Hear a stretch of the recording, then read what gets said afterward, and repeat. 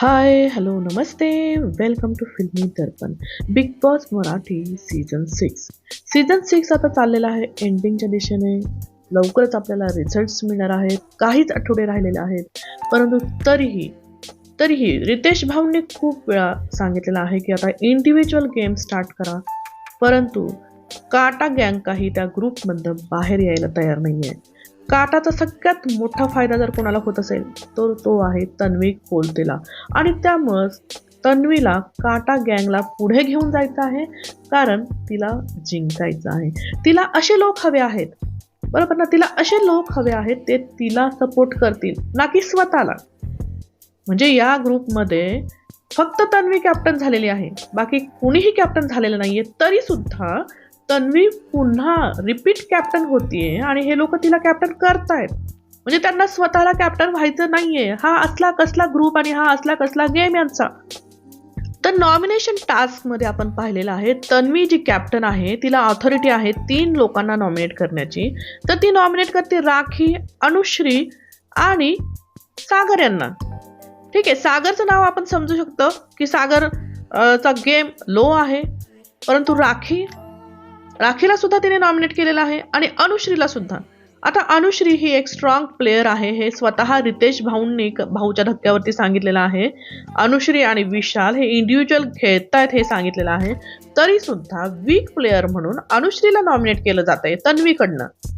जेव्हा तिला कॉम्पिटिटर म्हणून दीपाली तिथे बसलेली आहे, रेवा तिथे बसलेली आहे, राकेश सुद्धा आहे, तरी सुद्धा अनुश्रीला नॉमिनेट केलं जात आहे. वीक प्लेयर म्हणून कुठेही कॅटेगरीमध्ये ती बसत नाहीये, क्रायटेरियामध्ये बसत नाहीये. तर याचं कारण काय आहे? याचं कारण हे आहे की तन्वीला अशी डोकी हवी आहेत, हवी आहेत की जे स्वतःचा विचार करत नाहीत, जे तन्वीचा विचार करतात. जे की अनुश्री बोलली काउंटरमध्ये की ही फेअर खेळते म्हणते, परंतु ग्रुप बरोबर ही 3 टाळकी जी बसली तिची त्यांना घेऊन जायचे. टाळकी म्हणजे डोकी. जेव्हा दीपाली चिडते तेव्हा ती सांगते की डोकी. टाळकीच म्हणतो आपण मराठीमध्ये, आपण चिडलो की डोक्यांना टाळकीच म्हणतो. हा मराठी शब्द आहे टाळकी. त्याच्यामध्ये दीपालीला चिडायचं काय कारण होतं? आणि इथे अनुश्री सांगते की तू 2दा कॅप्टन झालीस आणि हे एकदा पण नाही. म्हणजे हे इथे तिघे तुला जिंकवायला इथे सपोर्ट करतायत. आणि रेवाला तर सरळ मंद बदक म्हटलेली आहे अनुश्री, ज्याच्यामध्ये काहीच चुकीचं मला वाटत नाही. मंद गतीने चाललेला आहे, परंतु जे बदकं बघितली ना तुम्ही, एका रांगेत चालतात. जसं तो समोरचा पुढचा चालतो ना त्याच्या मागे चालतात, तसं रेवाचं मंद बदक झालेलं आहे. म्हणजे स्वतःच्या लोकांना सेव्ह करण्यासाठी चांगल्या प्लेयरला तू नॉमिनेट करते, हे जे अनुश्री म्हणते ना ते लोकांनी ऐकावं की चांगले प्लेयर जात आहेत फक्त नको त्या लोकांना जिंकवण्यासाठी, बरोबर ना. तर असा हा तन्वीचा गेम आहे. बरोबर, तन्वीचा गेम इंडिव्हिज्युअल आहे. बघा, तन्वी इंडिव्हिज्युअल खेळते, ती ग्रुपला घेऊन जाते बरोबर स्वतःच्या फायद्यासाठी. परंतु हे जे 3 टाळकी बसलेत ना त्याच्यामध्ये खास करून दीपालीला काहीच गेम समजत नाहीये. फक्त माझा काटा मी फॉर्म केलाय एवढंच काय ते तिला समजतंय. स्वतःच्या आडून ती तन्वी इथे जिंकणार आहे हा शो, हे पण तिला कळत नाहीये त्या दीपालीला. दुसरी गोष्ट म्हणजे जर तुम्ही आजचा पूर्ण एपिसोड पाहिला तर तुम्हाला जर राखीला या एपिसोडमध्ये जर काढलं, जर तुम्ही बघितलं की राखी याच्यामधनं काढली, तर कुठल्याच सीनमध्ये विदाऊट राखी कुठलाच सीन नाहीये. कुठलाच पिक्चर राखीशिवाय कम्प्लीट होत नाहीये. म्हणजे हा जो शो आहे सीझन 6 तो राखी सावंत शो आहे, हे तुम्ही लक्षात घ्या. कारण कुठल्याच फ्रेममध्ये विदाऊट राखी तो सीन कम्प्लीट होत नाहीये. राखीशिवाय या लोकांना खेळताच येत नाहीये. राकेश बापट जो राखी बरोबरच फक्त खेळलेला आहे, राखीचं पदर पकडून तो पुढे आलेला आहे, हे लक्षात घ्या तुम्ही. कारण बघा, आज सुद्धा जो राकेशने जो ड्रामा केला तो राखीला धरूनच केला, कारण त्याला दुसरं काही सापडत नाहीये खेळायला. काल त्याने विशालला टार्गेट केलं, त्याला ट्रिगर केलं. आज राखीला ट्रिगर केलं. राखीला जे काही तो बोलला, राखीचं त्याचं जे काही झालं त्याच्यातनं राखी ट्रिगर झाली आणि त्याच्यातनं जे दिसलं प्रेक्षकांना तिथं राकेश दिसला, कारण राखीला ट्रिगर करण्यात आलं. आता याच्यामध्ये पहा, तन्वीला विशाल जो आहे, विशाल खूप मास्टर माइंड आहे. जेव्हा नॉमिनेशन झालं तन्वीने केलं तेव्हा विशालने फक्त एक प्रश्न विचारला की मला उत्तर दे फक्त, की तू मला नॉमिनेट केलं असतंस का. तिथे तन्वीने सांगितलं की मी तुला नॉमिनेट केलं नसतं, कारण तो चांगला प्लेयर आहे, तू फायनलमध्ये जाणार आहे, बरोबर. इथे राकेश बापटचा इगो दुखावलेला आहे, कारण राकेशचं आणि विशालचं कालच इतका मोठा राडा झालेला आहे आणि त्याच्यानंतर तन्वी जी काटाची सदस्य आहे ती विशालला सपोर्ट करते, ती सांगते की तू पुढे जाऊ शकतो, तू फायनलला जाऊ शकतो, मी तुला नॉमिनेट केलं नसतं. इथे राकेश चिडलेला आहे, तो म्हणतोय की ही तन्वी ती फायर बँड जी आहे ती नाहीच आहे, ही तन्वी जी काटाला धरून राहणारी तन्वी नाहीच आहे, स्पष्ट बोलणारी तन्वी नाहीच आहे. का नाहीये? का तर ती विशालला सपोर्ट करते. मग तिने चांगल्या प्लेयरला सपोर्ट करायचा नाही का? फक्त काटा गँगमध्ये सगळे जे मंद बदक बसलेले आहेत त्यांनाच सपोर्ट करायचा का? आता राकेशची फिलॉसॉफी बघा, तो म्हणतोय की वीक प्लेयर म्हणजे ज्यांचं कॅरेक्टर त्याला दिसत नाहीये, म्हणजे अनुश्री खोटारडी आहे, विशालवरती विश्वास ठेवू शकत नाही, तो मागे बोलतो. मला सांगा या सगळ्या गेम मध्ये कुठला एक प्लेयर मला दाखवा जो खोटं बोलत नाही. एक प्लेयर मला दाखवा ज्याच्यावर विश्वास ठेवू शकतो. एक प्लेयर असा आहे की जो मागे बोलत नाही. सगळेजण हे करतात, फक्त अनुश्री जी आहे ना ती समोरून बोलते, समोरून सांगते की मी खोटं बोलते, मी गेम खेळते. विशाल जो आहे तो सगळ्यांना दिसतोय स्ट्रॉंग प्लेयर आहे त्याच्यामुळं, आणि हे सगळे मागे जे बॅक बिचिंग करतात ते दिसत नाहीये, त्यांच्या चुकल्या पण दाखवलेल्या नाहीयेत कुणाला. स्वतः काटा गँग मध्ये जर चुकल्या दाखवल्या असत्या तर आतापर्यंत कधीच काटा फिसकटला असता, परंतु काटाला चुकल्याच दाखवल्या गेल्या नाहीयेत, फक्त चुकल्या दाखवल्या त्या इकडं विशालच्या टोळीला. त्यामुळे विशालची टोळी पूर्ण नसते नाबूद झाली इकडे, आणि काटा मात्र शाबूत आहे. कारण काटामध्ये राकेशला आत्ता जे तन्वीचं रूप दिसलेलं आहे ते आधीच दिसू शकत होतं. जेव्हा तन्वी प्रभू बरोबर काय काय प्लॅनिंग करत होती, राकेश बद्दल खूप काही काही गोष्टी बोलत होती, दीपालीताई बद्दल बोलत होती, ते जर त्यांनी चुगलीमध्ये दाखवलं असतं तर काटा गँग राहिला असतं का आतापर्यंत? बघा ना तुम्ही विचार करून. म्हणजे काटामध्ये फक्त तन्वी जी आहे ती सगळ्यांचा फायदा घेते. प्रभूला सुद्धा जेव्हा हे करायचं होतं, कॅप्टन करायचं होतं, त्यावेळेस तिने डील केली नाही विशालची. का तर तो माझा दुश्मन आहे म्हणून त्याच्याशी डील करायची नव्हती. आणि मग आज विशालला जेव्हा तिने ॲप्रिशिएट केलं तेव्हा हा तिचा कुठला गेम आहे? म्हणजे तन्वीला जे सगळे बघा बाहेर आलेले सगळे सदस्य तन्वीला फेक म्हणतायत. कशाबद्दल फेक म्हणतायत? कारण तिचे जे स्टेटमेंट्स आहेत ना ते प्रत्येक वेळी चेंज होतात, तिचं माइंड चेंज होतं. जसा गेम असेल तसं ती बोलते, जसा गेम असेल तसं ती खेळते. म्हणजे प्रभूला कॅप्टन करताना तिला विशाल दुश्मन दिसत होता, परंतु आज ॲप्रिशिएट करताना, आज फायनलला तू जाशील असं म्हणताना तिला तिथं तो दुश्मन नव्हता दिसत का?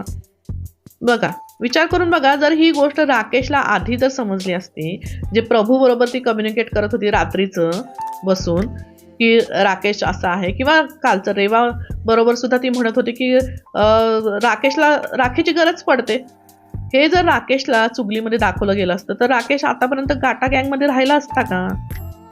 आणि चुगली म्हणजे तन्वीला त्याचा सपोर्ट आहे, त्याचं नाव आहे. तन्वी बघा खूप छान गेम खेळतीये, खरंच चांगला गेम खेळते ती, कारण ती सगळ्यांना घेऊन चालली आहे. प्रभूचे जे फॅन्स आहेत ते पण तिच्या बाजूने आहेत, राकेशचे फॅन आहेत ते पण तिच्या बाजूने आहेत. लक्षात येते का? राखीचे पण फॅन तिच्या बाजूने आहेत. म्हणजे ती कुणालाही दुखवत नाहीये, सगळ्यांना घेऊन चालली आहे, कारण तिला स्वतःचा फायदा बघायचा आहे. तर इथे तन्वी आणि राकेशचं थोडंसं भांडण वादावादी झालेली आहे. दीपालीताई त्याच्यामध्ये मध्यस्थी करते. दीपालीताईला पण असं वाटतंय की बाबा जर तू विशालला तिकडे ॲप्रिशिएट करते, तू काटा गँगमध्ये असून सुद्धा, तर नक्कीच राकेशला राग येणार. आणि राकेशला राग आलाय कारण राकेशचं आणि विशालचं जे भांडण झालेलं आहे त्याला तन्वीने त्याची बाजू घ्यावी असं त्याला वाटतंय. परंतु तन्वी इकडे बोलताना दिसते की मी एक इंडिव्हिज्युअल प्लेयर आहे, मी गेम खेळते आणि मी गेममध्ये त्याच्यासाठी का दुसऱ्याशी पंगा घेऊ? बरोबर ना? हे तिचं पण बरोबरच आहे.